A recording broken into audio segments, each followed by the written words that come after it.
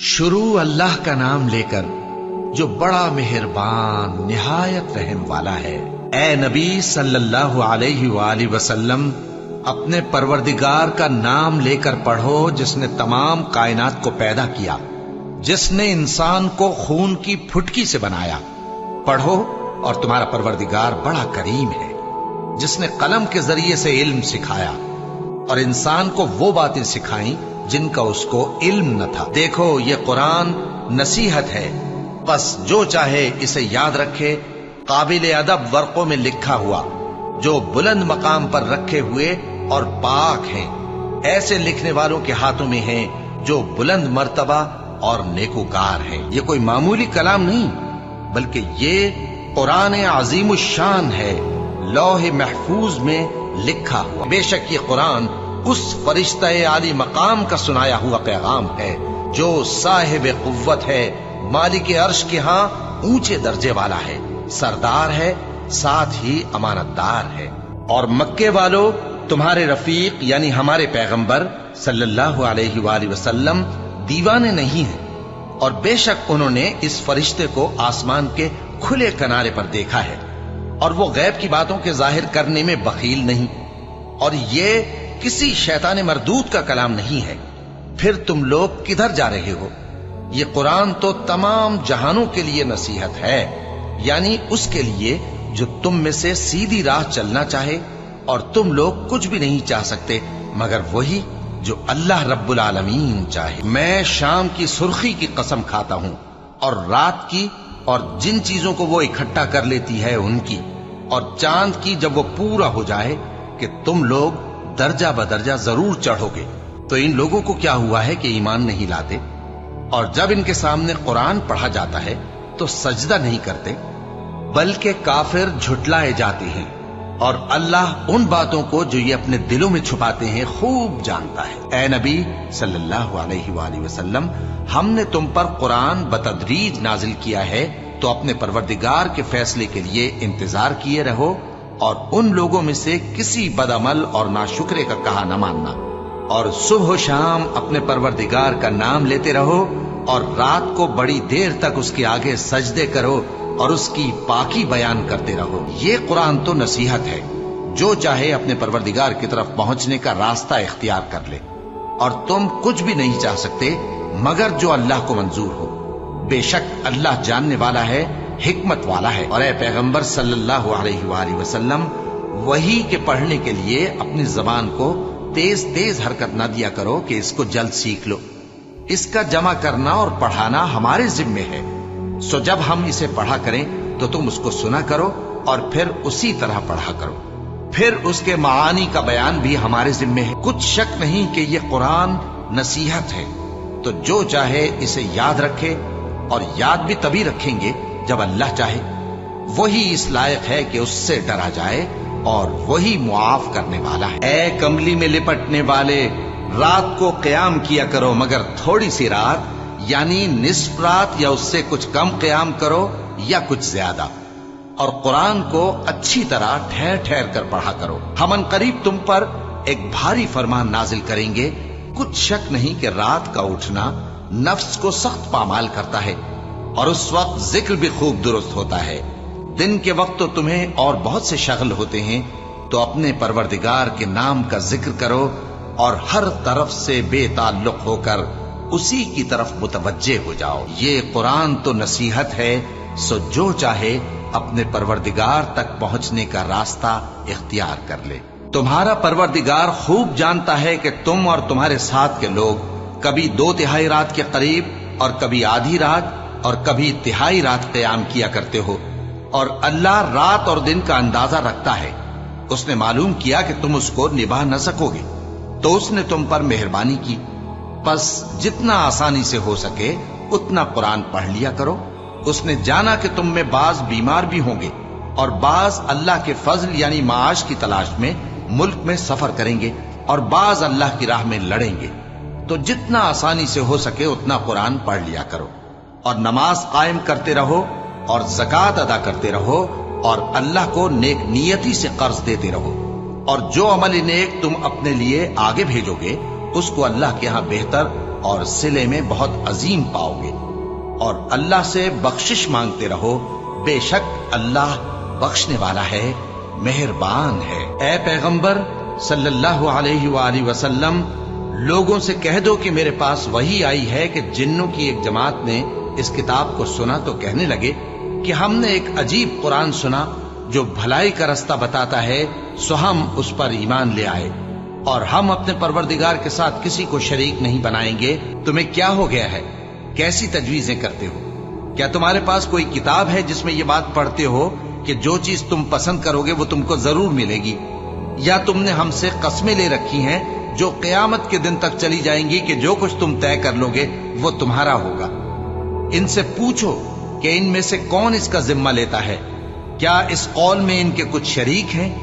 اگر یہ سچے ہیں تو اپنے شریکوں کو لے آئیں، سو مجھ کو اس کلام کے جھٹلانے والوں سے سمجھ لینے دو۔ ہم ان کو آہستہ آہستہ ایسے طریق سے پکڑیں گے کہ ان کو خبر بھی نہ ہوگی، اور میں ان کو مہلت دیے جاتا ہوں، میرا داؤں بڑا مضبوط ہے۔ اور کافر جب یہ نصیحت کی کتاب سنتے ہیں تو یوں لگتے ہیں کہ تم کو اپنی نگاہوں سے پھسلا دیں گے، اور کہتے ہیں کہ یہ تو دیوانہ ہے۔ اور لوگوں، یہ قرآن تمام جہانوں کے لیے نصیحت ہے۔ اگر ہم یہ قرآن کسی پہاڑ پر نازل کرتے تو تم اس کو دیکھتے کہ اللہ کے خوف سے دبا اور پھٹا جاتا ہے، اور یہ مثالیں ہم لوگوں کے لیے بیان کرتے ہیں تاکہ وہ غور کریں۔ تو اے پیغمبر صلی اللہ علیہ وآلہ وسلم، تم اپنے پروردگار عظیم کے نام کی تسبیح کرو، سو ہمیں تاروں کی منزلوں کی قسم، اور اگر تم سمجھو تو یہ بڑی قسم ہے کہ یہ بڑے رتبے کا قرآن ہے جو کتاب محفوظ میں لکھا ہوا ہے، اس کو وہی ہاتھ لگاتے ہیں جو پاک ہیں، یہ رب العالمین کی طرف سے اتارا گیا ہے۔ کیا تم اس کلام کے ماننے میں دیر کرتے ہو اور اپنا وظیفہ یہ بناتے ہو کہ اسے جھٹلاتے رہتے ہو؟ اور ہم نے قرآن کو سمجھنے کے لیے آسان کر دیا ہے، تو کوئی ہے کہ سوچے سمجھے؟ کیا کفار یہ کہتے ہیں کہ ان پیغمبر نے قرآن از خود بنا لیا ہے؟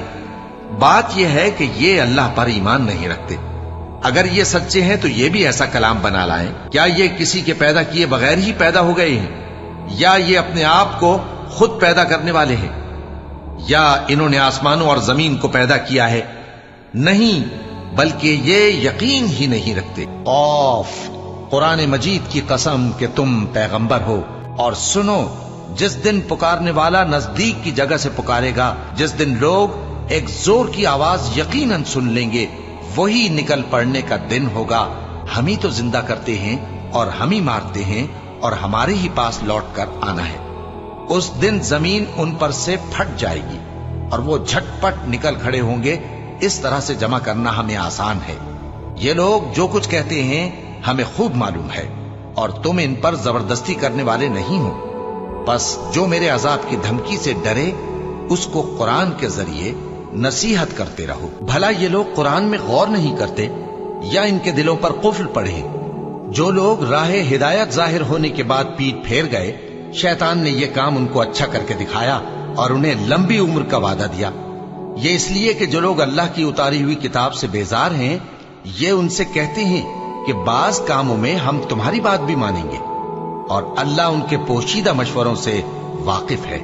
حامیم، یہ کتاب اللہ کی طرف سے نازل ہوئی ہے جو غالب ہے، حکمت والا ہے۔ اور جب ان کے سامنے ہماری صاف صاف آیتیں پڑھی جاتی ہیں تو کافر حق کے بارے میں، جبکہ وہ ان کے پاس آ چکا، کہتے ہیں کہ یہ تو کھلا جادو ہے۔ کیا یہ لوگ کہتے ہیں کہ اس پیغمبر نے اس کو از خود گھڑ لیا ہے؟ کہہ دو کہ اگر میں نے اس کو اپنی طرف سے بنایا ہو تو تم اللہ کے سامنے میرے بچاؤ کے لیے کچھ اختیار نہیں رکھتے۔ وہ اس گفتگو کو خوب جانتا ہے جو تم اس کے بارے میں کرتے ہو، وہی میرے اور تمہارے درمیان گواہ کافی ہے، اور وہی تو ہے بڑا بخشنے والا، مہربان۔ کہو کہ بھلا دیکھو تو، اگر یہ قرآن اللہ کی طرف سے ہو اور تم نے اس سے انکار کیا، اور بنی اسرائیل میں سے ایک گواہ اسی طرح کی ایک کتاب کی گواہی دے چکا اور ایمان لے آیا، اور تم نے سرکشی کی، تو تمہارے ظالم ہونے میں کیا شک ہے؟ بے شک اللہ ظالم لوگوں کو ہدایت نہیں دیتا۔ اور وہ وقت قابل ذکر ہے جب ہم نے جنوں میں سے کئی شخص تمہاری طرف متوجہ کیے کہ قرآن سنیں، تو جب وہ اس کو سننے حاضر ہوئے تو آپس میں کہنے لگے کہ خاموش رہو۔ جب پڑھنا ختم ہوا تو وہ اپنی برادری کے لوگوں میں واپس گئے کہ ان کو خبردار کریں۔ کہنے لگے کہ اے قوم، ہم نے ایک کتاب سنی ہے جو موسیٰ کے بعد نازل ہوئی ہے، جو کتابیں اس سے پہلے نازل ہوئی ہیں ان کی تصدیق کرتی ہے اور سچا دین اور سیدھا رستہ بتاتی ہے۔ اے قوم، اللہ کی طرف بلانے والے کی بات کو قبول کرو اور اس پر ایمان لاؤ، اللہ تمہارے گناہ بخش دے گا اور تمہیں دکھ دینے والے عذاب سے پناہ میں رکھے گا۔ اور جو شخص اللہ کی طرف بلانے والے کی بات قبول نہ کرے گا تو وہ زمین میں اللہ کو عاجز نہیں کر سکے گا اور نہ اس کے سوا اس کے حمایتی ہوں گے۔ یہ لوگ کھلی گمراہی میں ہیں۔ یہ قرآن لوگوں کے لیے دانائی کی باتیں ہیں اور جو یقین رکھتے ہیں ان کے لیے ہدایت اور رحمت ہے۔ ہم نے اس قرآن کو تمہاری زبان میں آسان کر دیا ہے تاکہ یہ لوگ نصیحت حاصل کریں۔ حامیم، کتاب روشن کی قسم کہ ہم نے اس کو قرآن عربی بنایا ہے تاکہ تم لوگ سمجھو، اور یہ بڑی کتاب یعنی لوح محفوظ میں ہمارے پاس لکھی ہوئی اور بلند مرتبہ ہے، حکمت والی ہے۔ تو کیا ہم پھیر دیں گے تمہاری طرف سے یہ کتاب نصیحت موڑ کر اس بنا پر کہ تم ایسے لوگ ہو جو حد پر نہیں رہتے؟ اور جب ان کے پاس حق یعنی قرآن آیا تو کہنے لگے کہ یہ تو جادو ہے اور ہم اس کو نہیں ماننے گے، اور یہ بھی کہنے لگے کہ یہ قرآن ان دونوں بستیوں یعنی مکے اور طائف میں سے کسی بڑے آدمی پر کیوں نازل نہ کیا گیا؟ کیا یہ لوگ تمہارے پروردگار کی رحمت کو بانٹتے ہیں؟ ہم نے ان میں ان کی معیشت کو دنیا کی زندگی میں تقسیم کر دیا اور ایک کے دوسرے پر درجے بلند کیے تاکہ ایک دوسرے سے خدمت لے، اور جو کچھ یہ جمع کرتے ہیں تمہارے پروردگار کی رحمت اس سے کہیں بہتر ہے۔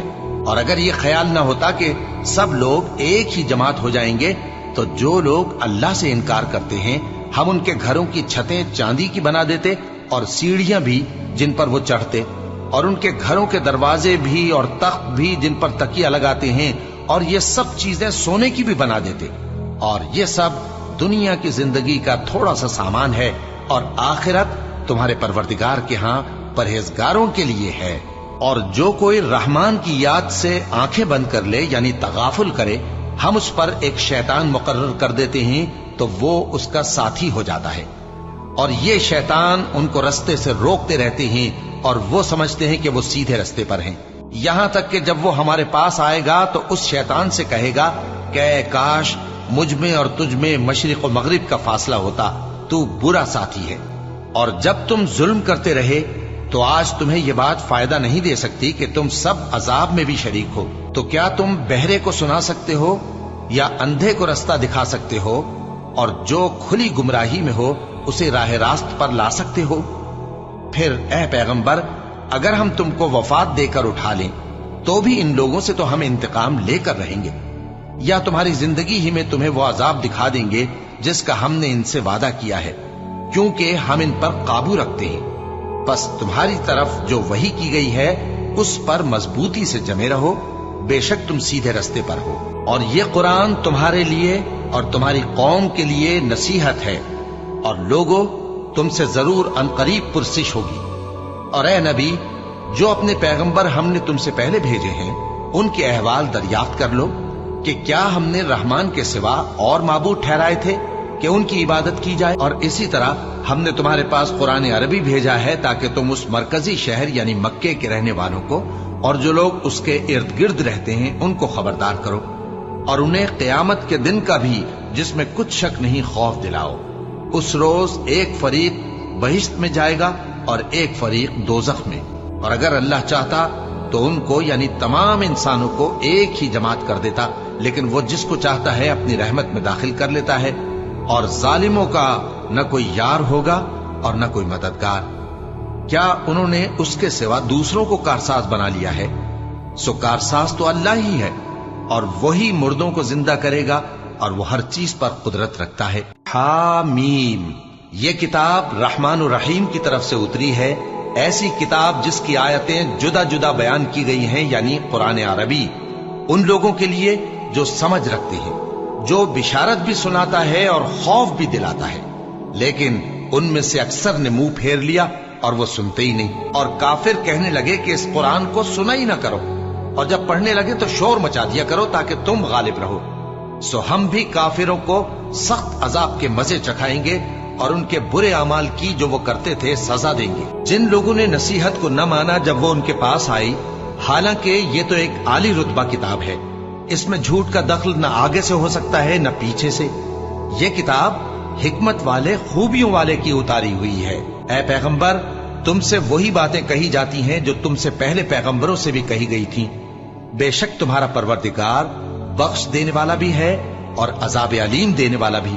और अगर हम इस कुरान को गैर अरबी जबान में नाजिल करते तो ये लोग कहते कि इसकी आयतें हमारी जबान में क्यों खोलकर बयान नहीं की गई। क्या खूब कि कुरान तो अजमी और मुखातब अरबी।